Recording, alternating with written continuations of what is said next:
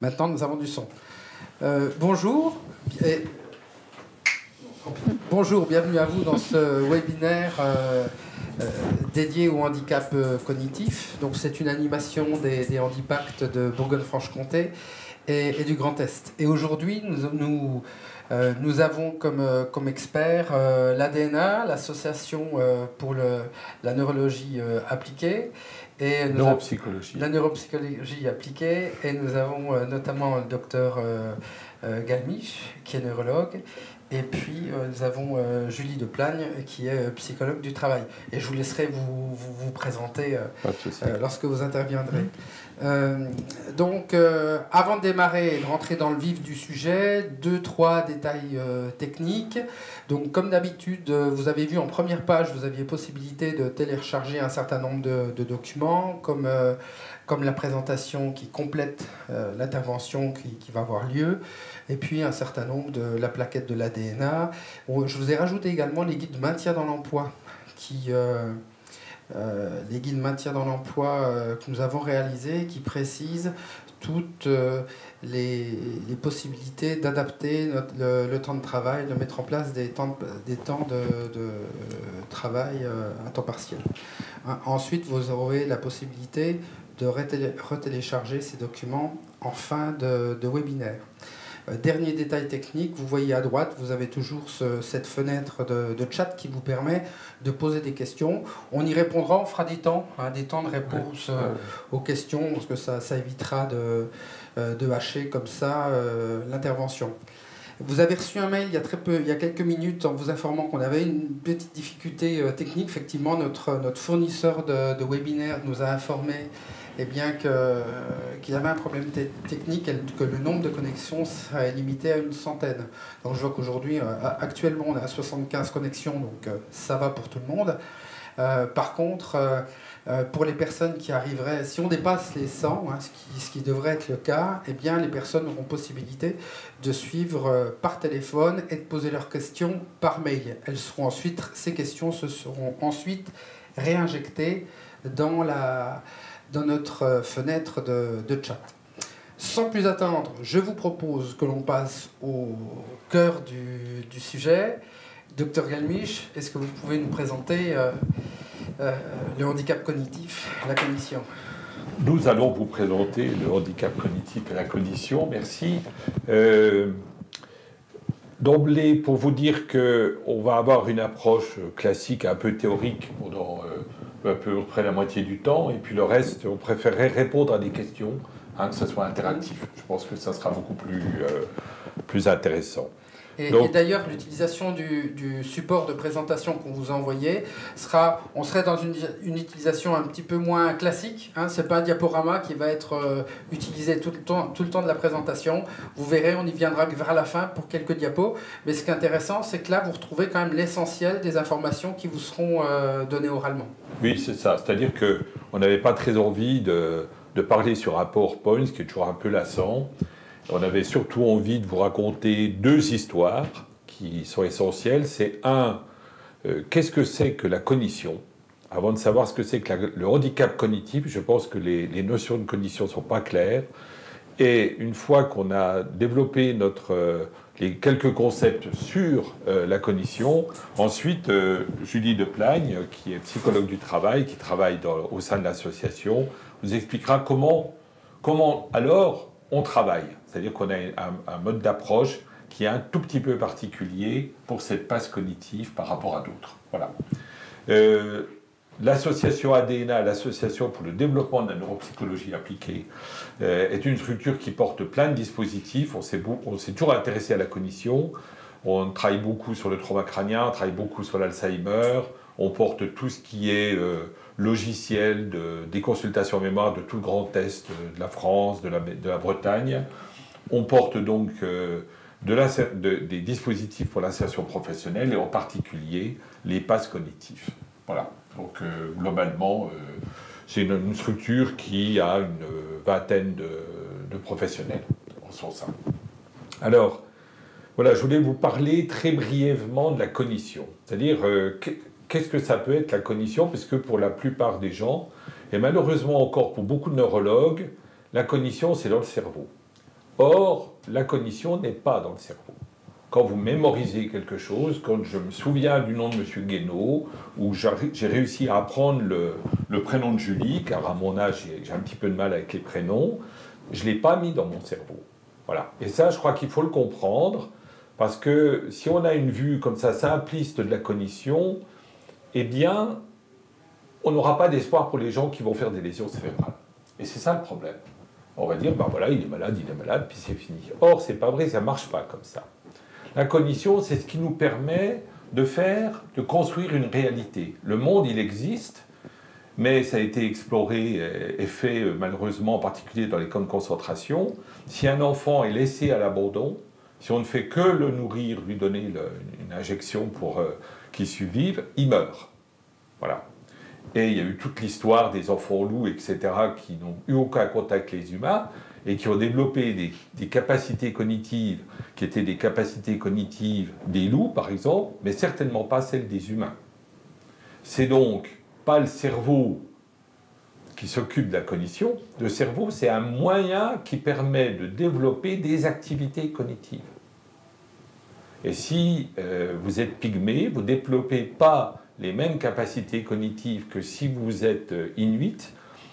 Et les Hongrois, il y a un papier qui vient de sortir qui est tout à fait passionnant, dit que les Hongrois et les Polonais, ils n'ont pas la même approche de l'espace. Donc pour nous, quand quelqu'un vient, quand il a un problème, on va l'embaucher. Hein, il y a eu le problème des plombiers polonais ou je ne sais pas quoi. Ben, ils n'abordent pas l'espace, ils n'abordent pas les choses de la même manière que nous. Voilà. Et ça, il faut le savoir. C'est absolument essentiel. Alors, quand je vous dis que la cognition, ce n'est pas dans le cerveau, c'est-à-dire que le cerveau, c'est un moyen, mais ce n'est certainement pas le centre du système. Le cerveau, il est programmé génétiquement. Voilà. C'est-à-dire que l'enfant, quand il naît, il a son réseau neuronal, tous ses neurones, et des milliards et des milliards de connexions. Et il va y avoir deux processus évolutifs pour le cerveau. Il y en a deux. C'est ce qu'on appelle la maturation structurelle et la plasticité. Alors je m'en excuse, c'est un peu long, mais je crois que si on n'a pas compris ça, on ne peut pas comprendre comment on fait les passes cognitives. Voilà, donc ça me paraît important il y en aura pour 5 minutes, pas plus. C'est-à-dire que vous avez votre gamin, il naît, il a un équipement absolument prodigieux, il peut faire n'importe quoi. Il peut apprendre n'importe quelle langue, il peut apprendre des langues à clic du Botswana, il peut apprendre le japonais, il peut apprendre 4 langues en même temps si vous faites un bain linguistique, etc. Et plus il va évoluer, suivant à la fois ses capacités cognitives, mais aussi suivant l'environnement, c'est l'environnement qui va faire son cerveau, qui va structurer son cerveau, eh bien, il va sélectionner des actions. Et il va y avoir une perte des connexions des neurones. C'est-à-dire on perd quasiment 50 ou 60% des connexions neuronales entre le jour où on est et le moment où notre cerveau finit sa maturation. Et la fin de la maturation du cerveau, ce n'est pas à 16 ans. Ce n'est pas avant 25 ans, 25, 30 ans. Donc, pour tous ceux qui s'occupent de l'emploi, etc., des problèmes scolaires, des difficultés, cette dimension, elle est fondamentale. C'est après 25 ans qu'une partie du cerveau, qui est tout en avant, qu'on appelle le cortex préfrontal, va être capable de dominer, entre guillemets, nos impulsions, nos énervements et des tas de choses.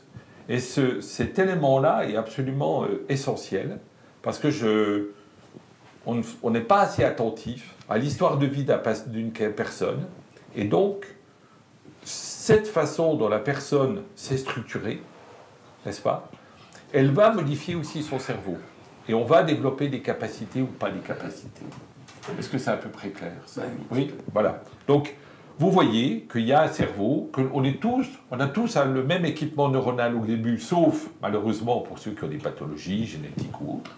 Et après, c'est notre culture et notre environnement qui vont faire qu'on va développer telle et telle compétence. Et ça, c'est absolument fondamental, parce que si vous êtes un gamin, que vous avez été maltraité dans votre vie, que vous vous êtes fait tabasser, vous n'aurez pas les mêmes développements de votre cortex. Et ça a été prouvé dans une étude qui s'est intéressée au devenir cognitif des enfants dans les populations malnutries. Et les enfants qui sont ensuite explorés, ils ont des vraies débilités au sens propre, parce que leur cerveau ne s'est pas développé, parce que leur mère n'a pas pu leur donner à manger, ils n'ont pas pu avoir les acides gras qui permettent à leur cerveau de se développer. Et quand on bouffe du fast-food, eh ben, on fait que nos neurones ne se connectent pas bien. Donc vos enfants, des hamburgers peut-être, mais pas trop, parce que c'est pas bon pour leur myélinisation centrale. Voilà. Donc c'est cette maturation qui est donc très dépendante de l'environnement. Et puis la deuxième chose, c'est que pendant tout ce temps, vous voyez bien que ça interagit avec ce qu'on appelle la plasticité, c'est-à-dire le développement de certaines compétences. Les Inuits, ils savent marcher sur la glace et ils savent s'ils tomberont dans l'eau ou pas. Les Pygmées sont capables de marcher dans la forêt et pas marcher sur les serpents.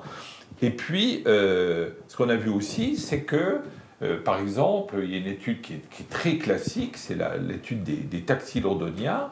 On s'est aperçu que pour être taxi londonien, c'est très grand Londres, il faut faire une formation d'1 an. Et donc, ils ont pris des gens qui allaient être formés à être taxi. Ils leur font une IRM pour regarder la zone cérébrale qui va être très importante pour les repérages spatiaux. Et puis, à la fin de la formation, ils refont l'IRM fonctionnelle et là, grossit. Voilà. Donc, vous voyez, c'est plastique tout ça, ça bouge. Et donc, il ne faut pas être pessimiste. Même quand on a des lésions cérébrales, même quand on a des maladies, ça ne veut pas dire qu'il ne va pas y avoir des capacités de compensation, puisque la plasticité est là. Et donc ça, c'est absolument essentiel, parce qu'on s'aperçoit que les facteurs psychiques, les facteurs sociaux sont beaucoup plus importants que les lésions, par exemple, cérébrales. Et là, on vient de terminer un travail sur le trauma crânien, où on a suivi 550 personnes, et on s'aperçoit que le facteur principal de réinsertion professionnelle, c'est l'indicateur, ce sont les troubles psychiques et une famille qui ne tient pas la route. Et ce n'est pas la localisation cérébrale. Voilà. Donc, voilà. Donc la cognition, c'est un fonctionnement social. Il n'y a pas de cognition s'il n'y a pas d'autre, si on n'a pas un autre avec qui on échange, etc. La mémoire, si je vois le visage de Julie, ça va me connecter des choses qui vont me faire penser que je me rappelle de son prénom. Mais je n'ai pas le prénom de Julie quelque part à côté du nom de M. Guénaud, etc. Ça ne marche pas comme ça. Donc cette cognition, vous voyez, c'est quelque chose de très dynamique. C'est une interaction permanente entre à l'intérieur de nos fonctions puis avec l'extérieur. Et donc, ce que nous, on apprend, on a essayé de développer, c'est de se dire que le handicap cognitif, c'est pas la plainte c'est pas un diagnostic médical, surtout pas. Ce qui est important dans le handicap cognitif, c'est quand quelqu'un va se plaindre de quelque chose. Il faut partir de la plainte de la personne. Et cette personne, ils viennent toujours pour des troubles de mémoire. Hein, je crois que ça, c'est la question essentielle. Voilà. Mais c'est rarement une problématique de mémoire. Donc on peut avoir une réponse en disant « Ah, ben, on vous fait un bilan, vous avez une bonne mémoire ». Puis après, les gens s'énervent et puis il y a un conflit. Si quelqu'un vient avec une plainte de mémoire, ce n'est pas forcément sa mémoire qui ne marche pas. Et donc pour nous, le handicap cognitif, c'est la plainte de la personne et les difficultés dont on parlera un petit peu tout à l'heure. Et donc, si on dit tout ça, eh bien on s'aperçoit que le fait de s'arrêter finalement, dans le cadre du handicap cognitif, à un bilan neuropsychologique ne suffit pas. Parce que le bilan neuropsychologique, il va dire, bon, la personne, elle a tel test, c'est tout.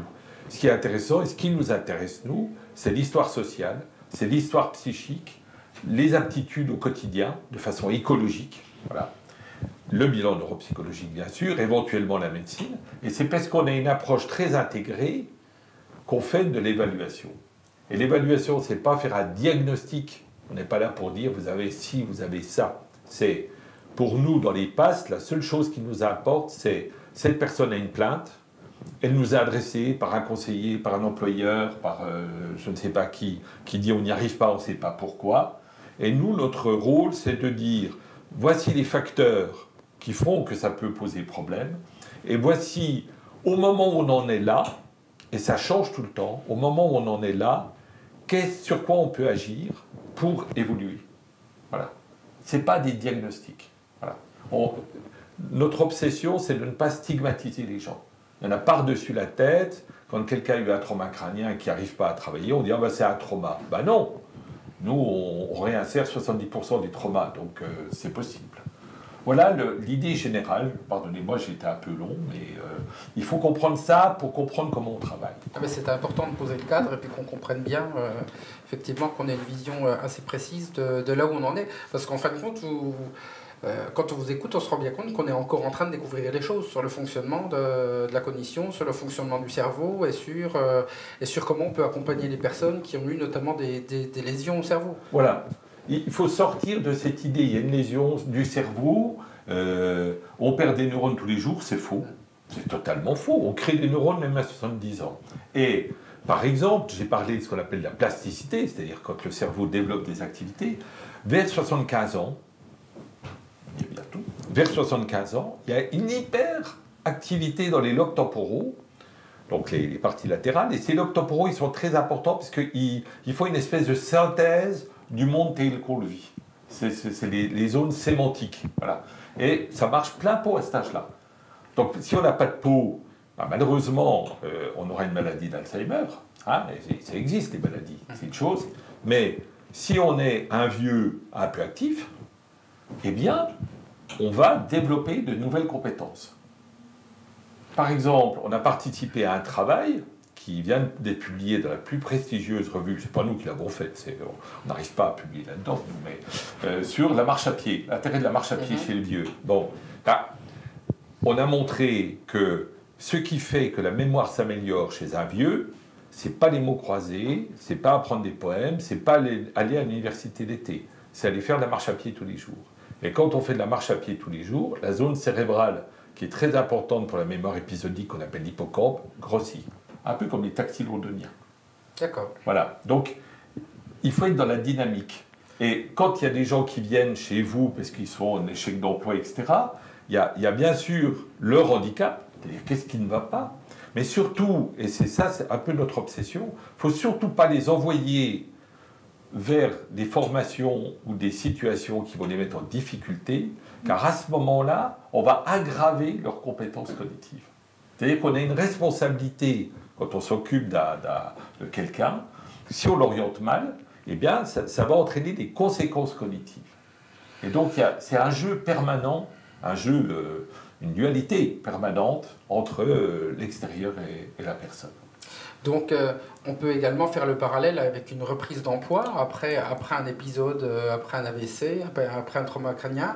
Là également, si on y va un petit peu vite, si on ne fait pas attention des tâches qui risquent de mettre la personne en difficulté, ben le risque, non seulement ça ne marche pas, mais en plus que ça aggrave un peu la situation du patient, si j'ai bien compris. Ça aggrave, c'est certain. Voilà.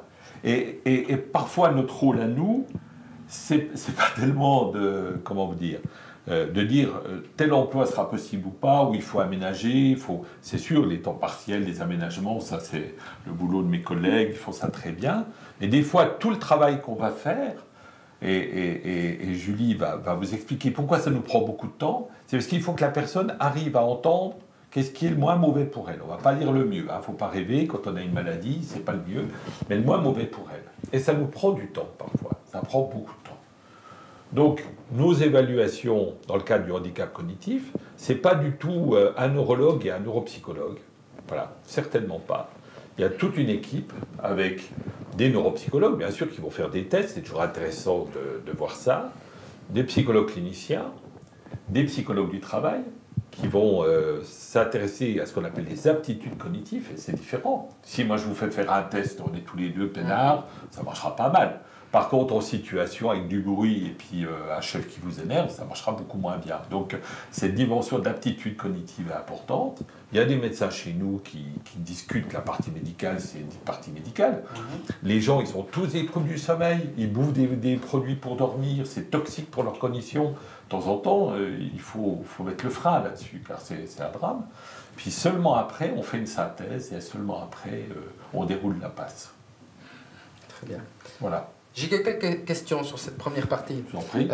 On nous demande Est-ce qu'il y a...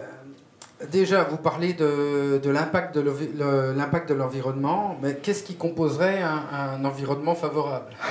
On va dire, donc, quels seraient plutôt les éléments comment on pourrait caractériser les éléments favorables dans l'environnement? Oui, c'est une très bonne question. Et alors, comme je vous l'ai dit tout à l'heure, on a été nommé par le PIC pour faire de la formation par vidéo et en présentiel sur justement l'apport des neurosciences là-dedans. Et en travaillant ça, je suis tombé hier avec l'équipe sur alors je vous transmettrai le lien. Ouais, et vous le transmettrez aux gens, parce que ce lien, il est merveilleux. C'est une émission qui a lieu à la télé que j'avais jamais vue, qui est animée par Monsieur Sim et Adriana Carambeu, qui est très célèbre.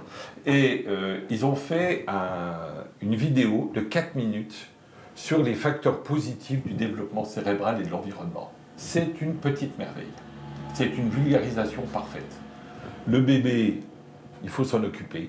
C'est-à-dire que le bébé, au départ, qu'est-ce qu'il a myélinisé dans son cerveau? Il a myélinisé ce qu'on appelle le système limbique, qui est les émotions, la peur et la colère.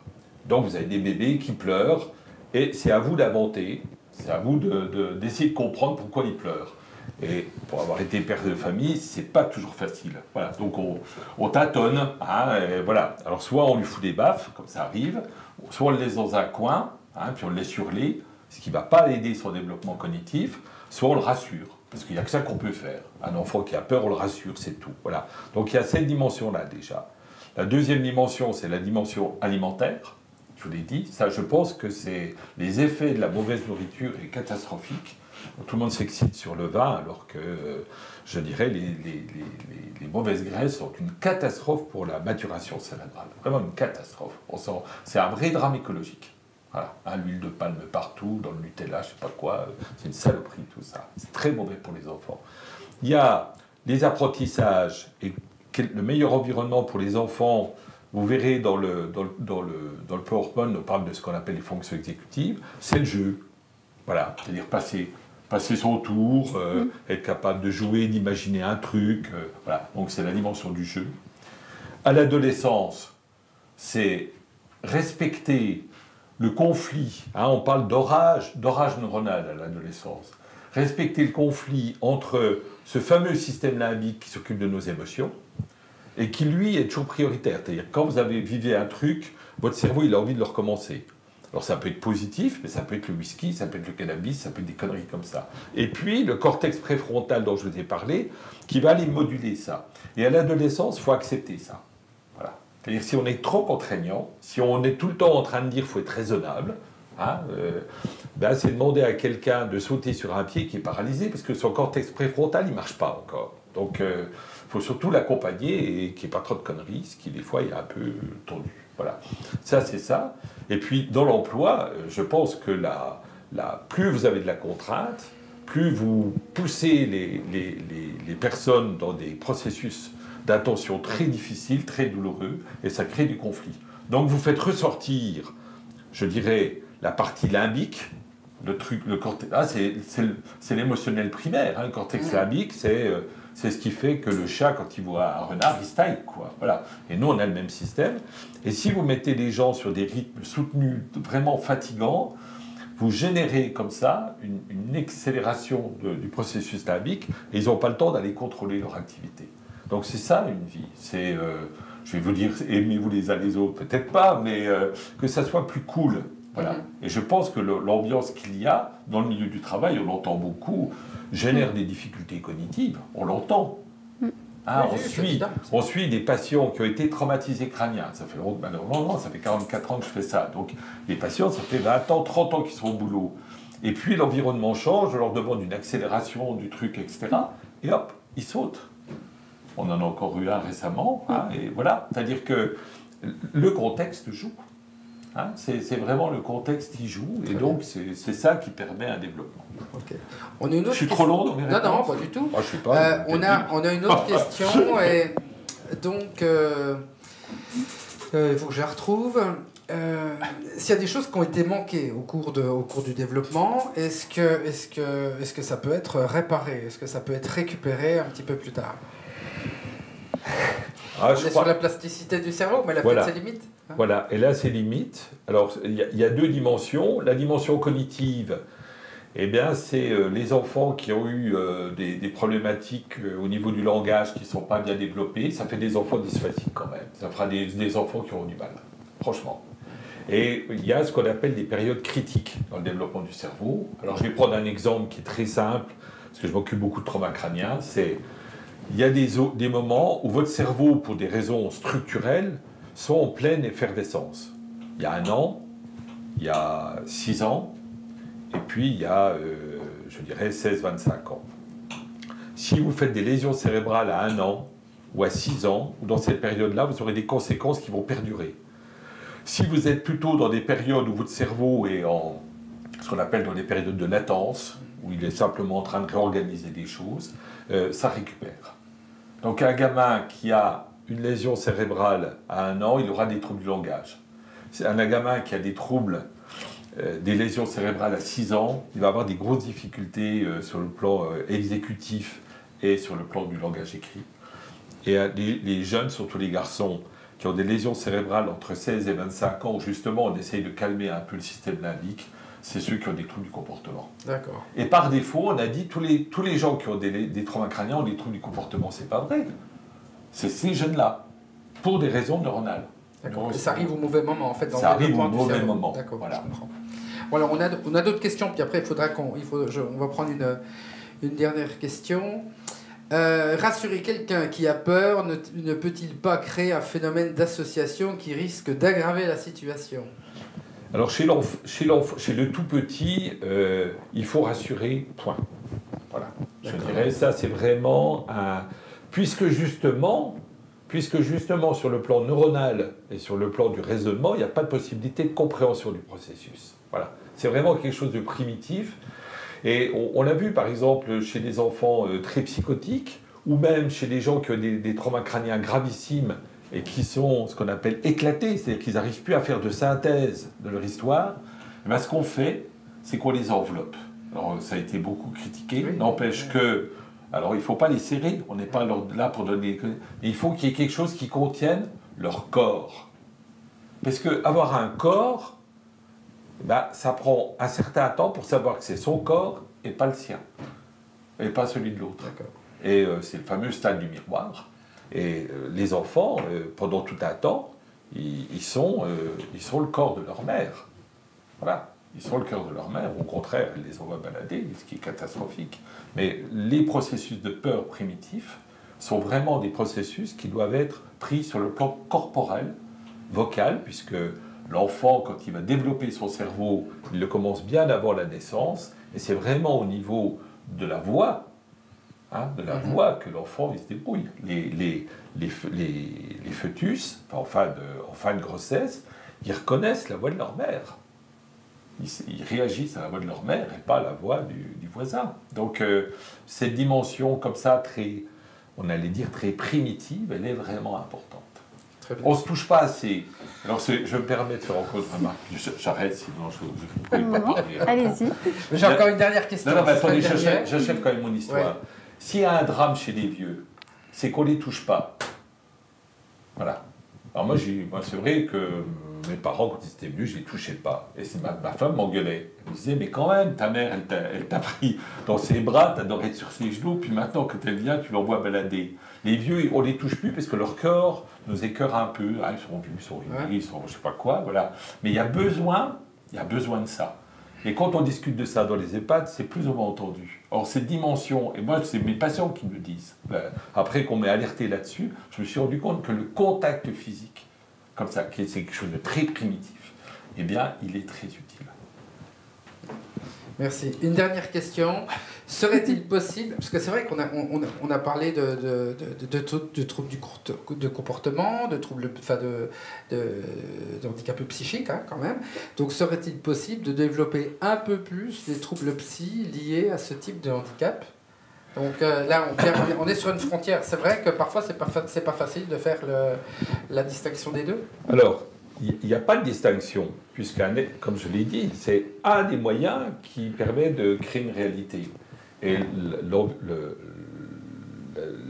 psychisme et tu as des autres moyens qui vont nous créer une réalité. Donc il n'y a pas de dichotomie entre le cognitif et le psychique, même si administrativement, il y a du handicap cognitif et du handicap psychique. Nous, on voit énormément de gens qui ont des problématiques psychiques. Plein. On en voit tout le temps. On voit des psychotiques qui n'ont pas été diagnostiqués. On a encore vu une personne qui était bipolaire grave, qui n'a pas été diagnostiquée, etc. Et qui va avoir une plainte cognitive. Donc ça, c'est déjà un premier point. C'est pour ça que nous, on prend tout le monde. Toute plainte cognitive, elle vient. Parce que d'un côté, on aurait la plainte cognitive qui a un symptôme, et de l'autre côté, le handicap psychique qui est lié à des maladies psychiatriques. Et là, il y a un problème sémantique. Voilà. Quand la différence, je dirais, la grande différence qu'il y a, c'est que quand vous avez des lésions cérébrales, les troubles que vous aurez sur le plan psychologique, l'énervement, le repli, des choses comme ça, vont certainement être très dépendants du contexte. Voilà. Je dirais ça, c'est quand même le gros élément différentiel. C'est très dépendant du contexte. Si vous avez un contexte rassurant, tout ça, ça marche. Par contre, quand vous avez une pathologie psychiatrique, le contexte, c'est pas ça qui va changer fortement le comportement. Mais si vous avez, par exemple, un enfant qui a été maltraité, il ne va pas développer son cortex préfrontal. On en a eu un lundi extraordinaire, qui a été maltraité, le pauvre lapin, sa mère alcoolique. La seule façon qu'il avait de parler avec sa mère à 12 ans, c'était de se bourrer la gueule au whisky avec elle. Voilà, il me raconte ça. Donc, il est passé la casse-prison, les coups et blessures, enfin tout le tralala. En plus, il fait un trauma crânien, il fait une paraplégie, il fait vraiment une histoire catastrophique. Bien, ce gamin, il m'explique que sa façon de penser, lui, c'est dans la réactivité par le cortex émotionnel.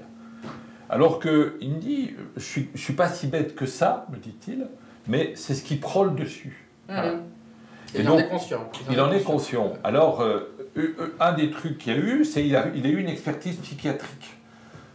Voilà, toujours au tribunal. Il y a une expertise psychiatrique. Puis on dit, alors est-ce qu'il est ci, est-ce qu'il est ça? Le psychiatre, il est dit, il est ni ça, ni ci, ni ça. C'est un gamin qui a été maltraité, qui a mal développé ses compétences cognitives, et donc sa cognition ne lui permet pas de gérer sa problématique psychique.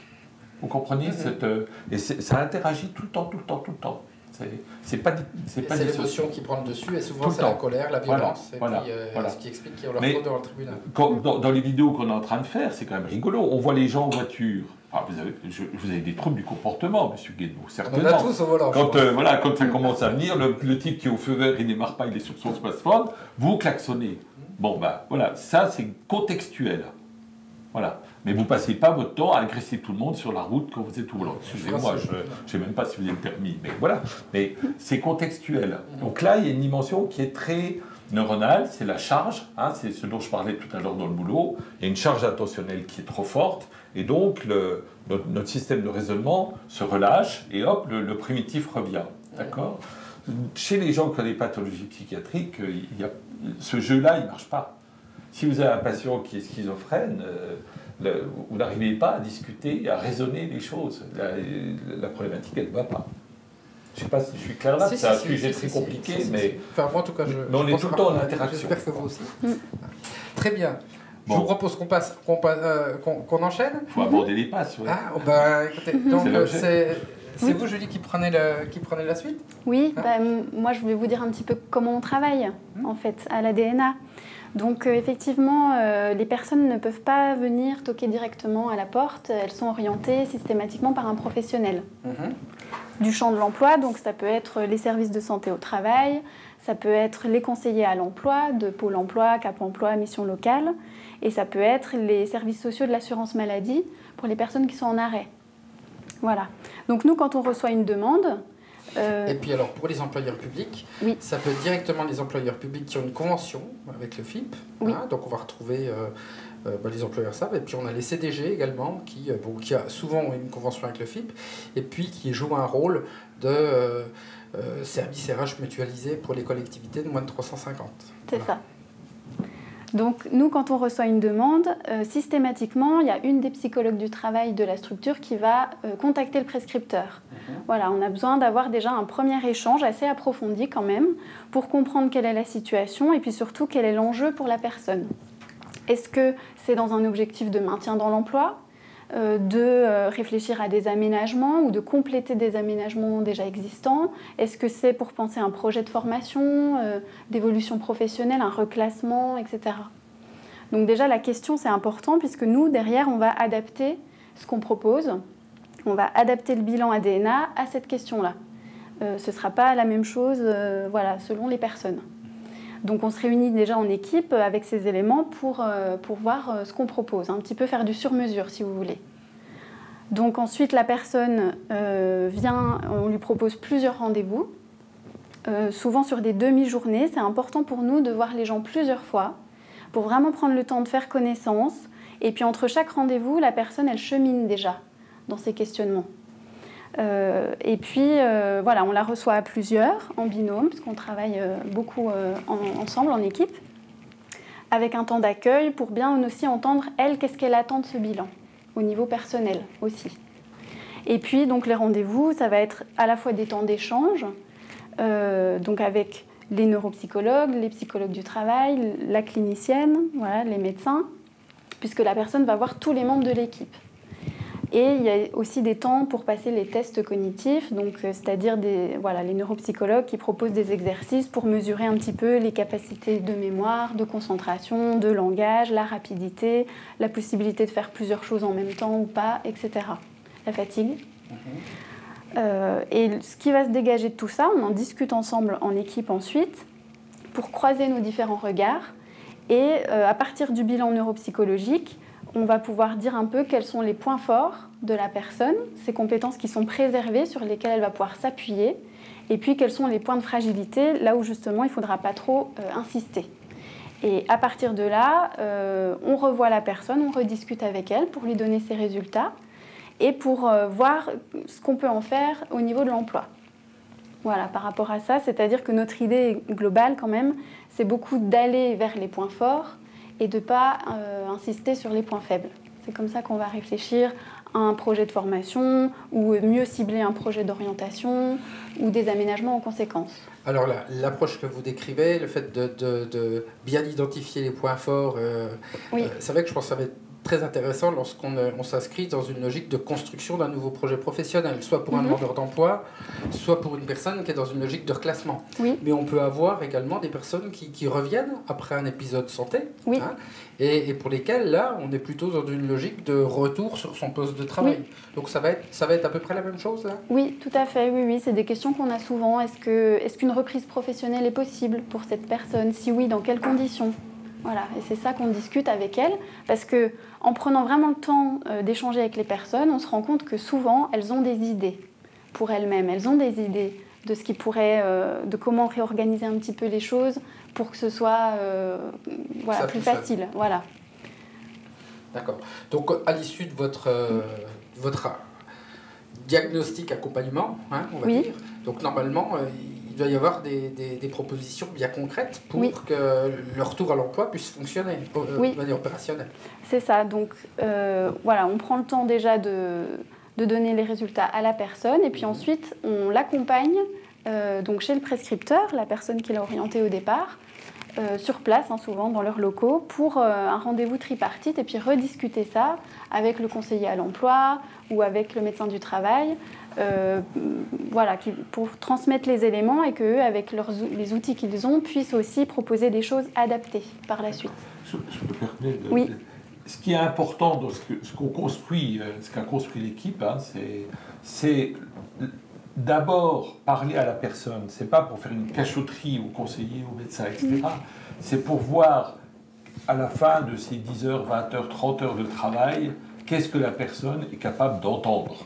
Voilà. Parce que, et c'est tout ce travail qui est fait, je trouve bien, c'est d'abord d'entendre ce que souhaite le prescripteur, c'est-à-dire répondre à la question du prescripteur, entendre ce que dit la personne et comment elle entend les choses, et des fois c'est pas toujours raccord, c'est le moins qu'on puisse dire, et puis ensuite prendre le temps de voir comment on peut jouer quelque chose, et seulement après faire une proposition.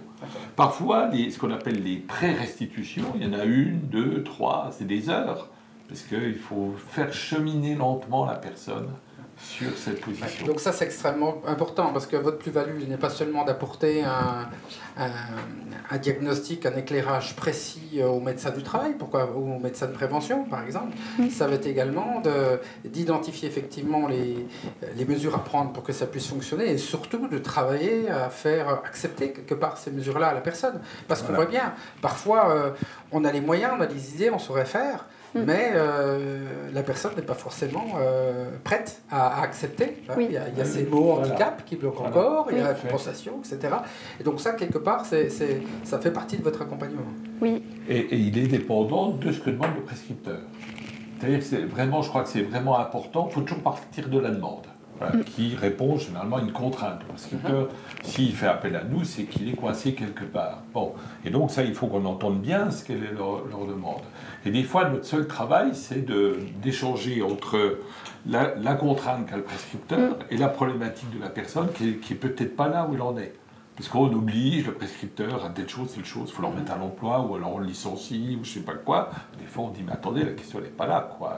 Voilà. Donc, c'est une première démarche. Puis, très souvent, ça évolue. C'est-à-dire qu'une fois que vous avez échangé, le prescripteur, il va demander autre chose. Il va dire, alors, vous ne pourriez pas faire ci, ça, ou pas. Enfin, voilà. On est vraiment... je trouve que toute équipe fait vraiment du sur-mesure, quoi. Hein, c'est pas par paquet, c'est une personne à la fois. Bon. C'est très chronophage. Voilà, très chronophage, avec un taux de réinsertion élevé. Donc, c'est intéressant. D'accord. Merci. Alors, on va aborder un petit peu les diapos, si vous voulez. Juste quelques petits points, c'est à moins qu'il y ait des questions, mais...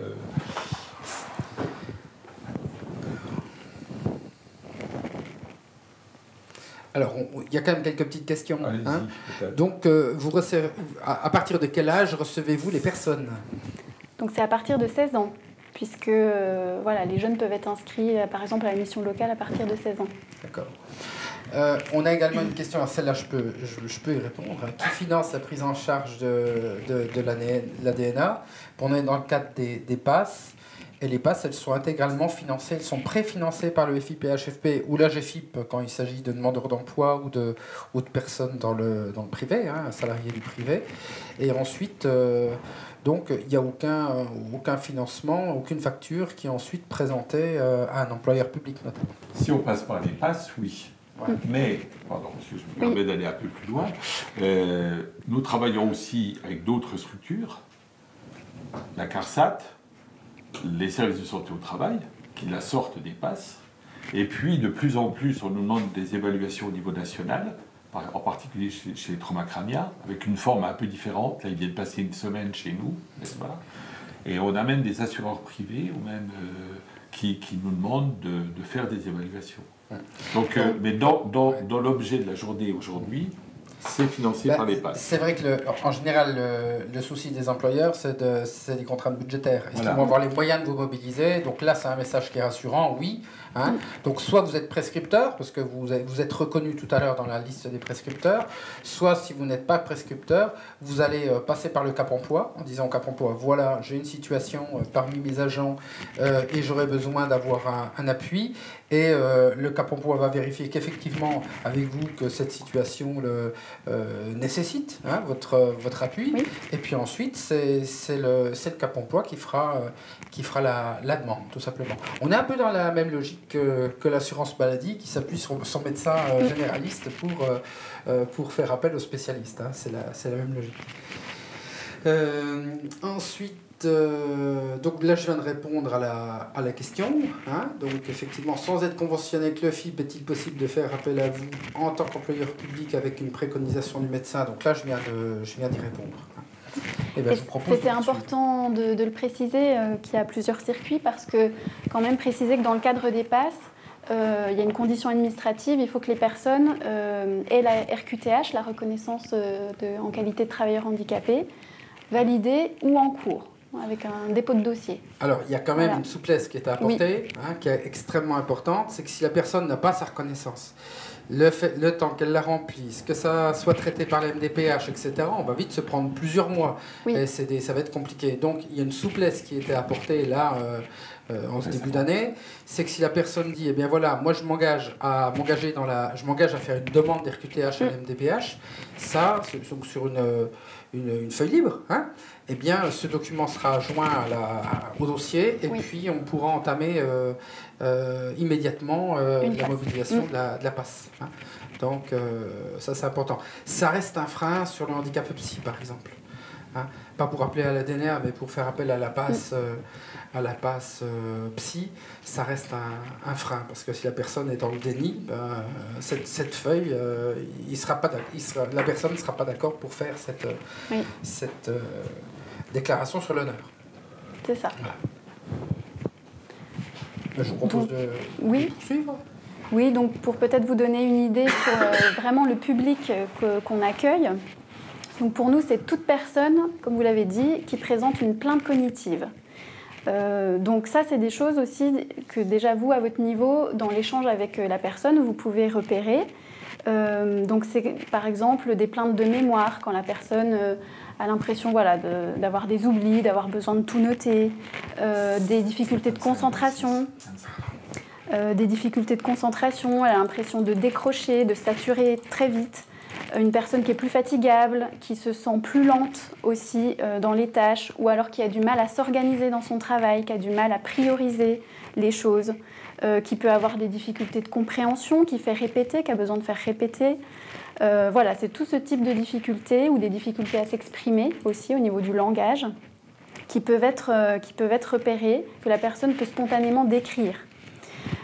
Et puis ensuite, ce qui va faire la différence, parce qu'on peut tous avoir un jour ou l'autre un peu des difficultés de ce type-là, mais ce qui va vraiment vous mettre un peu la puce à l'oreille par rapport au fait qu'il y a peut-être un trouble, c'est cette notion de répétition.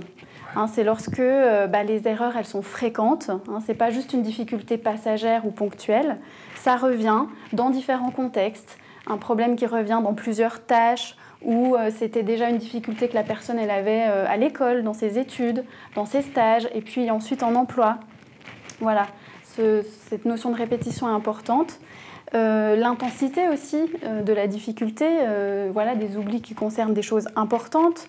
Par exemple, des personnes qui disent ça avant je le faisais, je l'avais parfaitement en tête, et puis aujourd'hui j'ai besoin de tout reprendre, de tout noter, c'est plus du tout spontané. Ça peut être ça. Et puis en termes d'impact aussi, les personnes le décrivent. Ça les gêne dans le quotidien de travail. Ça peut entraîner un épuisement de la personne. On entend souvent des personnes qui nous disent « je fais tellement d'efforts, c'est tellement coûteux de maintenir mon niveau au travail que en dehors du travail, je dors tout le temps ». Voilà, il y a un épuisement. Ça peut être aussi des missions du coup, qui ne sont plus réalisées dans leur totalité. La personne n'y arrive plus, ou alors elle est obligée de prendre beaucoup plus de temps qu'avant pour le faire. Des difficultés qui persistent, même si on a déjà proposé des solutions, même si la personne est allée en formation pour essayer de monter en compétences. Et puis, ça peut avoir des conséquences sur le collectif de travail, avec des personnes qui vont solliciter très souvent de l'aide, leurs collègues, leurs responsables. Le handicap cognitif, on l'a vu, ça peut être des lésions cérébrales, ça peut être des troubles psychiques qui s'accompagnent toujours de troubles cognitifs. C'est pour ça qu'on a un passage. N'oubliez pas, et vous avez un rôle social, en dehors de l'huile de palme contre laquelle je mène un combat, c'est que plus de 30% de la population a des troubles du sommeil. Voilà. Et quand vous avez... je dirais quelqu'un qui a une plainte cognitive, ça n'est pas choquant, à mon sens, de leur demander comment ils dorment. Est-ce qu'ils dorment bien ou pas? Et le marqueur qui fait que quelqu'un dort mal, et je pense que sur les participants, certains vont se reconnaître, quand on se lève le matin, on est un peu dans le gaz, ça ne va pas. Et 2, on a des fléchissements d'attention dans la journée. Ce problème, c'est quelque chose que l'on a, nous, de façon constante, chez nos patients.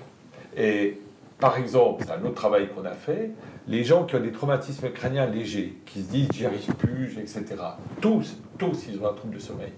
Ce n'est pas la lésion cérébrale, c'est le sommeil qui a été perturbé. Et dernièrement, vous faisiez le lien avec certaines situations de burn-out. Tout à fait. Dans les situations de burn-out, il y a bien sûr une pression, hein, c'est ce que j'ai raconté, il y a une pression professionnelle, il y a quelque chose qui physiquement, c'est pour ça que j'en reviens sur le corps. Voilà, je crois qu'on oublie trop le corps. Pour nous, le handicap cognitif, il doit tenir compte du corps. Voilà. Et quand votre corps est fatigué, eh bien, vous ne supportez pas les contraintes. Et donc, votre cortex préfrontal, il marche moins bien. Donc, votre cerveau émotionnel ressort et ça ne va pas, et vous avez des ennuis avec les voisins, avec le patron, etc.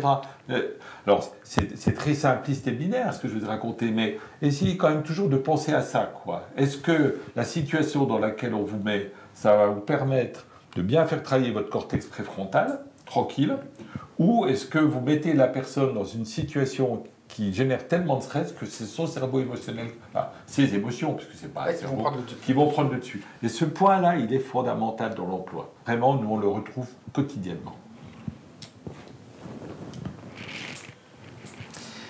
Très bien, je vous remercie. Vous souhaitez ajouter quelque chose? Écoutez, alors ce que je vous propose, c'est... moi, je voulais ajouter un complément. Hein, c'est que bien cette passe, hein, elle s'inscrit, alors ceux qui participent à nos animations voient ce schéma à chaque fois, mais je le martèle parce que c'est important que tout le monde l'ait en tête.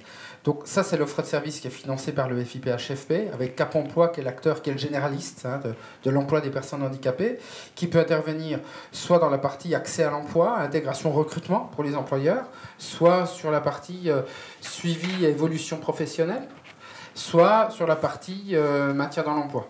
Et ensuite, ce Cap Emploi va pouvoir, s'il ressent le besoin, faire appel, un peu comme votre médecin généraliste, faire appel à un réseau d'experts. Donc là, en couleur, en partie inférieure du schéma, ben écoutez, c'était la passe déficience cognitive, hein, donc c'était bien celle qu'on abordait aujourd'hui. Mais vous en avez d'autres, soit des déficiences motrices, visuelles, auditives, intellectuelles, psychiques. Et puis vous avez également deux prestations, une qui s'appelle la PSOP, qui est une prestation spécifique d'orientation professionnelle. C'est un bilan de compétences spécifiques travailleurs handicapés ayant pour visée de retravailler un projet professionnel. Ça peut être pertinent notamment pour les personnes qui ont besoin de se reclasser professionnellement. Moi, je pense que par rapport à la période de préparation au reclassement qui doit commencer à se mettre en œuvre dans certaines structures, bah, ça peut être un outil tout à fait intéressant parce que c'est un outil qu'on peut utiliser pendant l'arrêt de travail, il n'y en a pas beaucoup. Et puis on a également les PASS qui est plutôt une prestation de type étude ergonomique renforcée. Je vais la présenter comme ça de manière simpliste.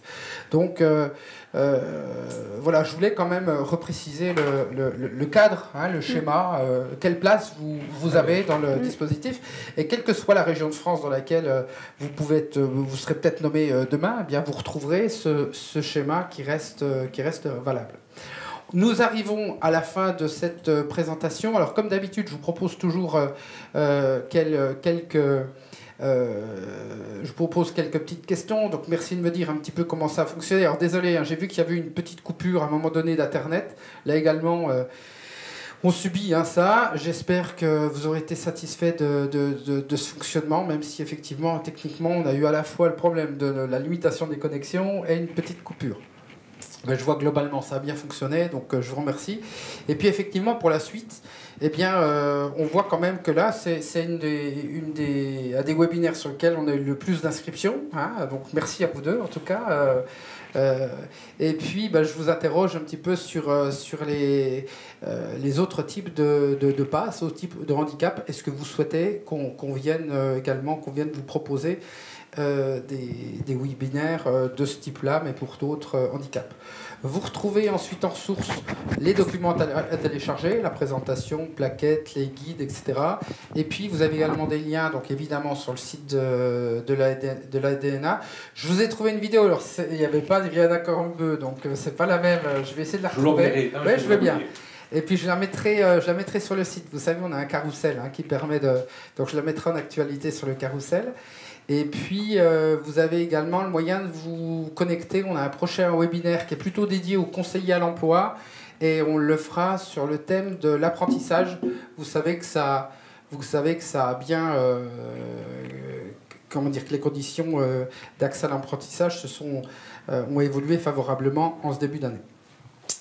Merci encore à vous deux pour votre intervention. Et puis merci à tous pour votre participation. Au revoir et à bientôt.